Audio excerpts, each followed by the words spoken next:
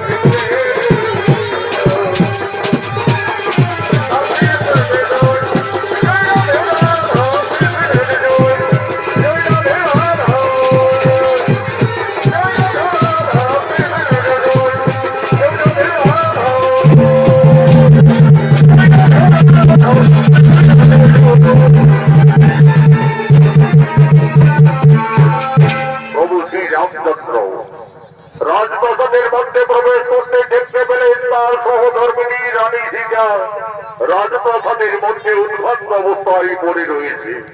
এ কি, আমার সীতা ওইভাবে রাজপ্রাসাদের মধ্যে পড়ে আছে কেন? প্রভু শ্রী রামচন্দ্র এগিয়ে এসে দেখলেন রাক্ষস রাজা রাবণের ছবি অঙ্কন করে তার উপরে তার স্ত্রী নির্যাতন করে রয়েছে। এ কি, সীতা ওইভাবে লঙ্কেশ্বর রাবণের ছবি অঙ্কন করে রাজপ্রাসাদের মধ্যে অবগাহন করে রয়েছে কেন? না না না না না না না, তা হতে পারে না, তা হতে পারে না। সীতা কেন রাক্ষস রাবণের উপরে বিরাজমান? তাহলে কি, তাহলে কি আমার সীতা সত্যি লঙ্কায় গিয়ে রাক্ষস রাবণের প্রেমে পড়েছিল? হয়তো সীতা রাবণ রাজাকে কোনো ভুলতে পারেনি যে তার ছবি অঙ্কন করে সীতা এখনো তার উপরে বিরাজমান। না না না না না না, আমার সীতা অসতী, এই সীতা কলঙ্কিনী, যার জন্য আমরা দুই ভাই বিবাহ রাত্রি বনে বনে কেঁদেছি, যার জন্য আমি ওখানে বালি রাজকে হত্যা করেছি, যার জন্য লক্ষ লক্ষ মানুষের সঙ্গে করে রাক্ষসকুল বিনাশ করে যে জানকীকে লঙ্কার থেকে মুক্তি করে অযোধ্যায় ফিরিয়ে এনেছি, আজ সেই সীতা রাবণের এই ছবি অঙ্কন করে তার উপরে নির্যাতন করছে। না না না না না, আমার সীতা কলঙ্কিনী, এই সীতা বিচারিণী, কোথায় ওরে প্রাণের ভাই লক্ষ্য?